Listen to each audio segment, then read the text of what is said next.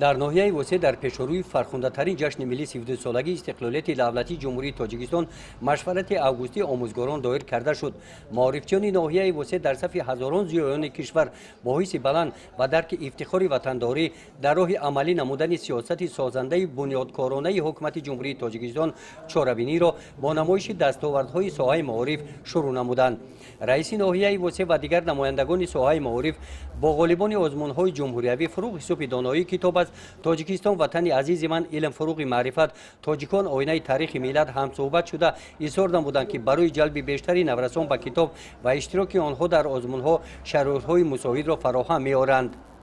در جمع‌آمد تنتنوی با استقبال سال نو تحصیل رئیس ناحیه وسه عاید دستاوردهای معارفچیان ناحیه وسه فعالیت یک ساله سپری گردیده آموزگاران را بهاگذاری کردند.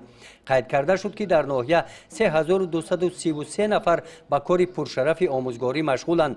126 نفر آموزگاران دارای نشان اعلاچه معارف تاجیکستان، 2 نفر کارمند شایسته جمهوری تاجیکستان و 4 نفر دارنده نشان خدمت شایسته میباشند.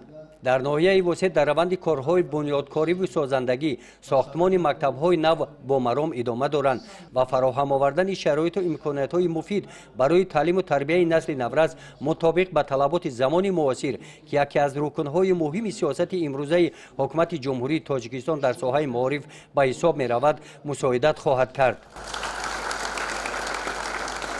در معروضه مدیر شعبه معارف ناحیه رستم صالحی زاده عاید رفت اجرای قانون جمهوری تاجیکستان درباره مسئولیت پدر و مادر در تعلیم و تربیت فرزندان، کنسپسیون ملی تربیت، کنسپسیون ملی تحصیلات و دستور و هدایت‌های بواسطه اساسگذار صلح و وحدت ملی پیشوای ملت پرزیدنت جمهوری تاجیکستان محترم امامعلی رحمان که ضمن پیام خویش ارائه نمودند به راه مانده شدند.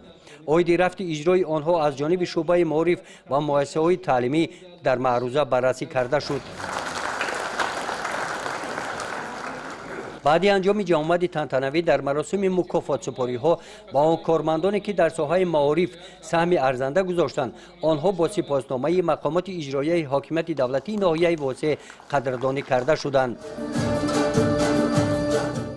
مشورت آموزگاران در ناحیه وسه با نمایش برنامه کنسرتی با اشتراک کارمندان بخش فرهنگی ناحیه انجام یافت.